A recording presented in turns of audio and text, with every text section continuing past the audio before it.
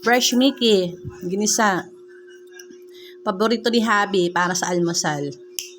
Gusto nga rin niya to yung medyo may sabaw. Kaya lang, sa sobrang tagal niyang bumangon sa higaan, natuyok na siya. Pag gisa-gisa lang to guys, madali lang naman itong iluto. Parang tulad lang din ng mga pansit bihon, pansit canton. Pero ang masarap kasi dito sa Fresh Mickey, pagka mainit. Mainit pa siyang isi-serve. Tapos with matching pandesal at kape. Diba almusal? Ay, nagisa lang ako ng bawang sibuyas. Tapos yung manok na nilaga. Manok na nilaga. At yan, hinimay-himay ko na nga siya. Yun lang ang halo. Nakalimutan ko kasing bumili ng atay ng manok. Mas masarap sana kung may atay na manok, diba? Pero okay na yan. Yan guys. Ang magisa ko na nga yung bawang sibuyas at saka yung chicken. Nilagyan ko siya ng chicken cubes. Pampalasa. Kasi hindi ko na to lalagyan ng toyo. Basta ayan na siya. Ayan na pa. Kasi konting lang naman. Konting Mickey. Isinunod ko na rin yung oyster sauce. Ayan na rin yung pampakulay ka guys. Hindi na ako naglagay ng toyo. Dahil aalat. Dahil may chicken, may pork cubes na siya. Tapos, isinunod ko na nga yung pamintang durog. Ayan guys.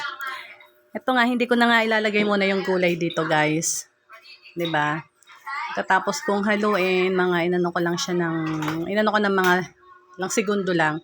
Isusunod ko na agad dito yung guys, yung pinaglagaan ng manok.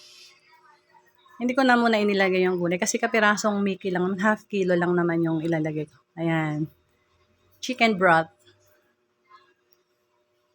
Ayan na siya. Hintayin ko lang kumulo, tapos ihulog ko na yung konting gulay. Baguio beans at saka carrots. Yan guys, pag kumulo na yan, ganyan lang. Susunod ko na agad yung fresh Mickey dyan. Para hindi masyadong ma-overcook yung gulay. Ang bilis lang ng proseso nito guys. Lalo syempre, konti lang naman yung iluluto natin. Kaya, hindi pa ito kukuha ng mga 15 minutes. Para 10 minutes ko nga lang ito niluto. Ayan, syempre, kailangan natin konting halu-haluin. Dinagdagan ko pa rin palaya ng konting paminta. Kasi parang konti lang yung nailagay ko kanina. Pagka yan guys, medyo luto na ng yung medyo malambot na sa paningin yung Mickey. Syempre, susunod na natin dyan yung Baguio Pechay. Pechay Baguio.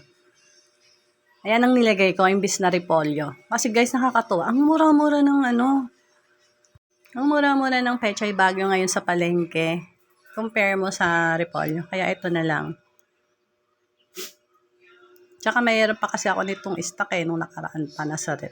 Kailangan ubusin ko muna kasi sayang. Yan guys. Konting kembot na lang. Almusal na yan. Diba? Ayan na siya guys. Tara, mag-almusal na tayo. Happy Sunday sa lahat. Salamat sa panonood.